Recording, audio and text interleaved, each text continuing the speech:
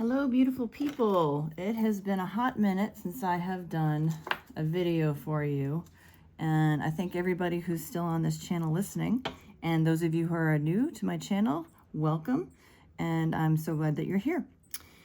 What I'm going to do is I'm going to talk about just things and practicalities of life some of us have to go through on a weekly basis in just being in this world. And then I'm going to pull some self-care cards, some Enchanted Heart cards, and I'm going to pull a secret card and maybe even a tarot card. And I'm going to see if these cards actually have really good advice.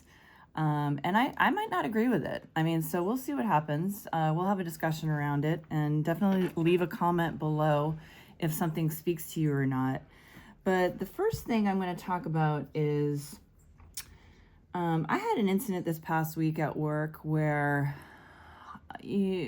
my psychological safety was compromised in a discussion, meaning somebody verbally accosted me in a meeting, and I can't even actually talk about it.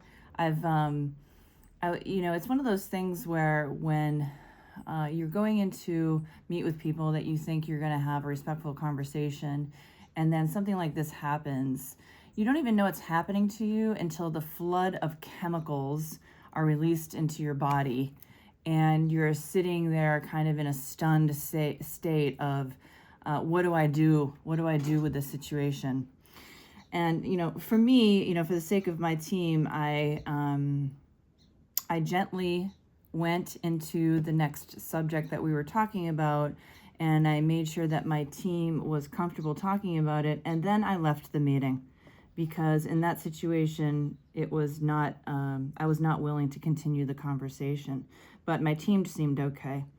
Now, whether or not that was the right thing to do, I don't know, because I was so flooded with whatever chemicals fill my body when you're in that state that I had no choice. I couldn't think at all.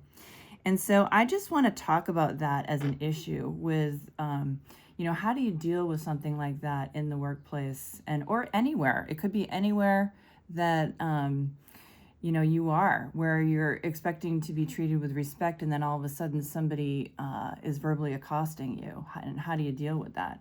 I dealt with it by leaving, which I think that that's a completely valid way of dealing with it. I was not verbally accostic back to the person because that's not the kind of person that I am or ever want to be.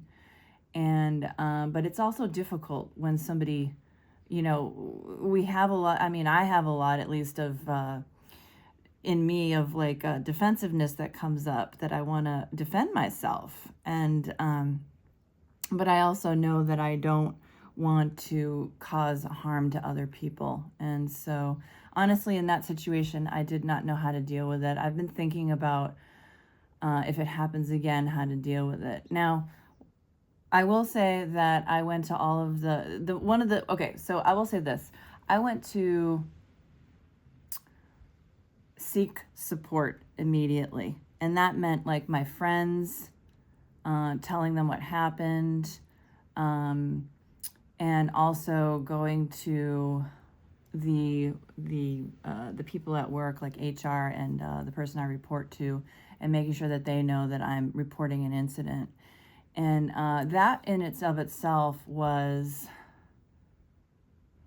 once you've kind of been shamed for speaking in a meeting, there's all kinds of fear and anxiety that comes up with that.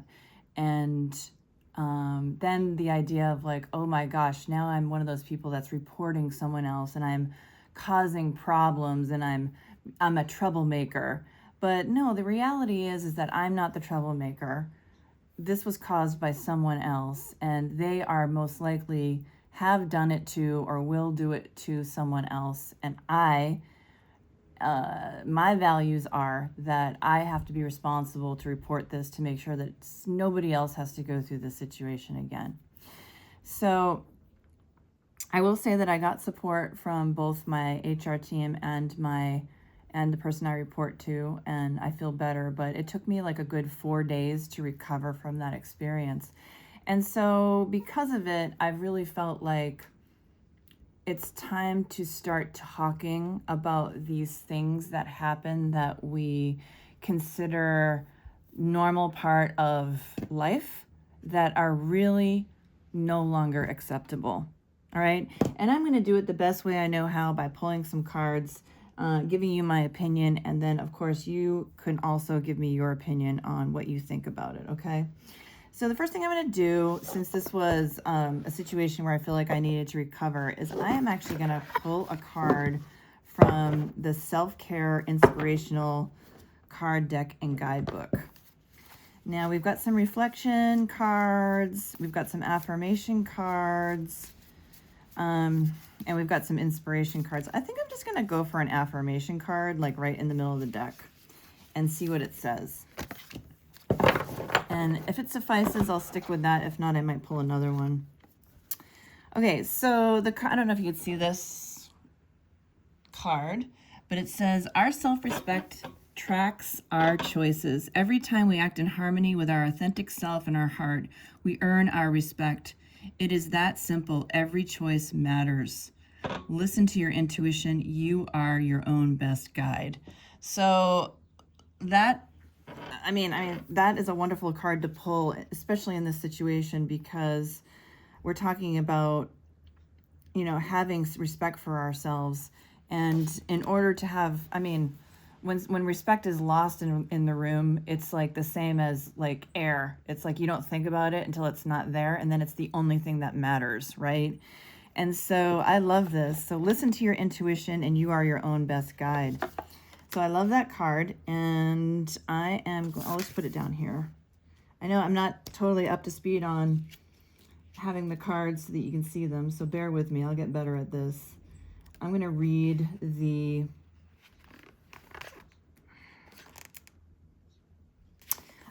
what this says. So this says, internal self-care.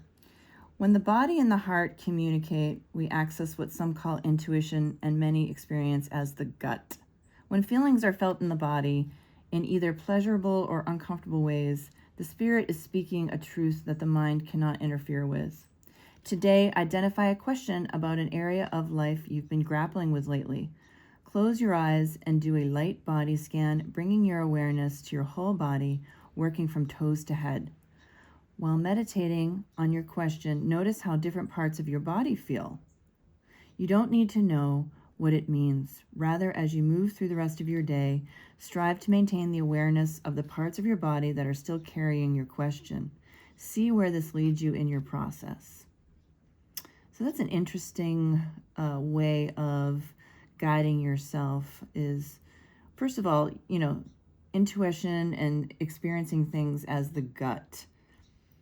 I feel much better in the situation that I dealt with this week that I did listen to my gut and I reported the situation, and versus swallowing what I would be calling a humiliating and shameful experience, although it was scary. And I want to give a shout out to people out there who are in that same situation, that I feel you, right? Like it is scary, but there's nothing more important than our self-respect, and our, swallowing disrespectful behavior is unhealthy. It's extremely unhealthy and it's toxic. And I just wanted to put that out there. I feel much better because I reported it and I told people about it, and sharing it even on this video, I think, is part of my healing journey. So the next thing this says is relational community, create and work.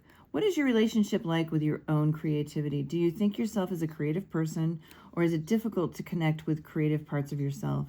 Do you regularly engage in creative acts, or does that idea feel foreign or even uncomfortable? Today, challenge yourself to take a daily activity. It could be as mundane as washing the dishes, and embody it as a creative act. This exercise will connect you more deeply with your intuitive nature. Now, that's very interesting. I think that, when you're going through a situation with bodily trauma, mundane things like washing the dishes actually help. Like, let me focus on things that just make me feel better, which is I'm going to just focus on something else. I'm going to make my environment clean. I am going to move my body. Personally, I like to go out in nature and take walks and be amongst either the beautiful water that I have near me, or even in the trees, because trees are extremely calming. And even just talking about trees makes me feel calm.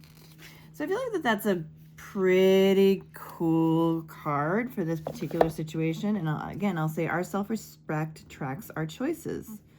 So I definitely had to choose my self-respect this week versus fear and worrying about disrupting the system, I'll call it, okay? So let's go to the next thing. And these are called Enchanted Heart, the Enchanted Heart. And the reason why I want to use these is because, you know, we all want to have access to our heart. We all want our heart to be open. And sometimes situations like these can actually make us close our heart to situations, people in protection. And I definitely felt that this week as well. Like, okay, now I have to be on guard. Oh my goodness, right? Like now I have to like really make sure that I toughen up.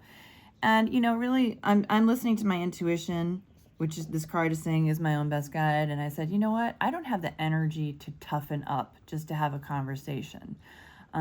What I will do is make sure that I craft the right words so that if this happens again, I can bring the situation down from a heightened state into something a little bit more doable and respectful, and even respect the other person who's having a moment, because I have no idea what's going on with the other person. There's no excuse for the way they are, I'll say that, or for being verbally caustic. But, you know, obviously they're not happy and they're going through some stuff. So I'm not going to judge that. I'm just going to let the universe send them to a healing place, you know, where they need to go to. All right, so this card just says, happy. Your future is bright. Your bliss is in your hands. Your bliss is in your hands, yes. Choose to affirm and celebrate the joy in your life. I free my happy heart. So that's beautiful. I mean, let's focus on what things that we can celebrate and have joy in our life, rather than letting people live rent-free in our heads after difficult moments, right? Let's say that our brain does go off into like the amygdala goes like threat, threat, threat, threat, threat. And then it just keeps running the script over and over and over again. And I think that we have to do things to really refocus ourselves to affirm and celebrate the joy in my life and in our lives, I should say. And that has definitely helped me kind of move on, although I'm still working on it. All right, so let's go for, so this is like the secret cards. These are like law of attraction type cards, but I find them to be super positive and just mindful, because I think, you know, life is all about being mindful for yourself and for your sanity, and, you know, focusing on where you want to be. I'll just take the top card here. Okay. So what this says is, there is a book with this, but I don't use it, so I'm just going to read the card. This says, positivity and kindness are all you need. The path to your best life is actually so very easy.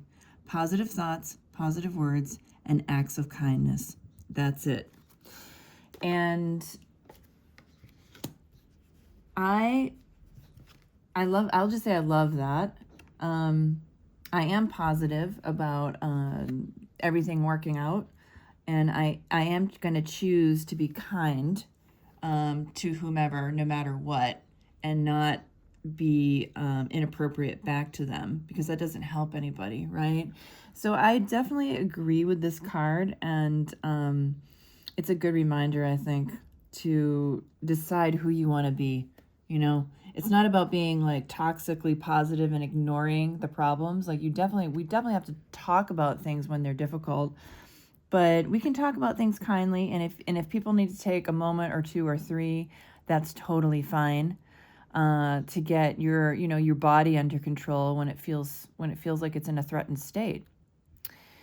So okay, so I think I really like that. And then I think what I'll do is I'll do one.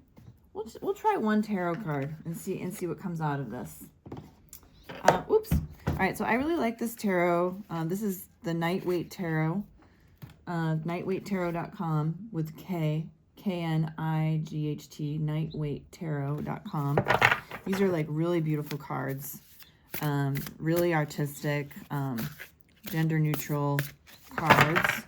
And so what I'm going to do is I'll just, I'll just take one out from the middle here and see what comes up. And I'll tell you, like, I'm going to pick a card and I'm going to decide whether or not, interesting. Okay, it's the Lovers. Okay, the Lovers.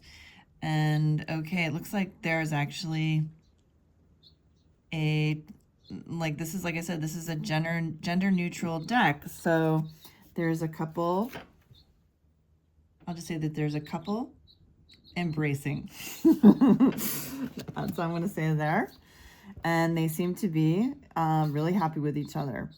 So I actually have the book, the bigger book that talks about the meaning behind this. And so I'm going to go here. I have the little book, but I also have the bigger book, 20. And we'll read through this. We'll see if, maybe the Lovers. Okay, that's interesting. So it has like a different, it does a different card in here. So I think that there's a few, it says it's spread over 3 cards. That's interesting. Okay. So, but the definition is in the first card. So, love rolls in, bringing waves of choices. Listen to the answers, whispered deep within. Nourish longings, nourish passion. Remember, love begins with loving you. So right there, that statement is very relative to the topic at hand, is that if we're going to have love in our life, it has to start with first loving ourselves, no matter what. Like, no matter what, even if we've got like 5, 10, 20, 50 pounds on us, nothing is going to come from not loving ourselves in any state. We've got to just be happy with who we are, right? And go from there. And when I say happy, I mean love ourselves, okay? So let's read this. The Lovers is all about choice, which is why I've given you more than one card to choose from. So choose yours from the 3 given, or leave all 3 in the pack and see which card chooses you. So she's got 2 women as the first card. She's got a man and a woman as the second card, and she's got 2 men as the third card. And I love that. See, this is like a gender neutral deck. I love that. Everybody can have love. It says, don't just go by sexuality, but the energy of the couples. One Lover's card represents romantic love, one passionate love, and the older couple commitment and security. If there's one universal message of this card, it is this: it's all love. The Lover's card shows us the importance of self-love and healing to be fully equipped to deal with the relationships that will cross our paths. Yes, self-love and healing to be fully equipped to deal with the relationships that will cross our path. Absolutely. Love is one of the key lessons on our soul's voyage, and it begins with us. Whenever the Lover's card shows up, it speaks to us of choice. There are 2 paths ahead. 2 paths ahead. Choose with your heart, right? Choose with your heart. What is speaking to you in a particular situation, even if it's super stressful? What is right to you? What are your values? The good news is that by receiving the Lover's card, there's a promise of renewed passion. Passion can take many forms. You might find yourself falling in love, or perhaps you fall in love with your partner all over again. You could fall for an inspirational project that makes your heart sing, or simply fall in love with your own life, paving the way for more love to enter. Enjoy it, trust it, and share it. So, okay, I love the tarot card. I think the best, is actually bringing me to what most makes sense about what happened this past week, because we have to have self-love in order to navigate life, and not to be cliche like and say, you know, follow your heart, but your heart is going to tell you what's important to you value wise. And, you know, for me, one of the things that came out of this situation was, okay, if this is not the path for me, or, you know, if the universe doesn't want me to necessarily go down this path because it's putting a wall there for me, what do I want, right? And of course, to me, I want passion in the work that I do. I want to work with collaborative people, and I want to work with other people that lift me up and support me. And so that's one of the big takeaways that I guess was reinforced. I already like pretty much knew that, but now I'm impassioned to find that, because obviously it's not in the place where I was going with that particular meeting last week. And so personally, I'm going to you know, continue to deal with that, you know, in a way that I need to, so that everybody feels psychologically safe, including the person who was, you know, disrespectful to me. Because, you know, damaged people damage people. You know, it's not so simple as someone's just bad. And so everybody needs support. But yeah, I mean, like, I'm at a place now where I'm like, okay, I'm going to do this video. That's one thing. I mean, I used to do these all the time, and I'm going to do more of these. And I think I'm going to talk a little bit more about, you know, real stuff going on in life for a discussion. So anyway, thank you for being here. If you've been this long, and you like this new format of content that I'm doing, I would invite you to subscribe so you will be notified when I do new videos. And I am going on vacation next week, so it might be a couple weeks before I do another video again, but I plan on talking about real topics that might be going on in day-to-day life that we all may struggle with. I'm not gonna say everybody struggles with the same thing, but if you're a person who's, you know, having a struggle, or you know, trying to figure out how to navigate your path, and these videos resonate with you, then that's all I'm really looking to have, is to share that, to share my ideas, and to hear from you in the comments on if this speaks to you. All right, peace to everybody. I'll see you soon.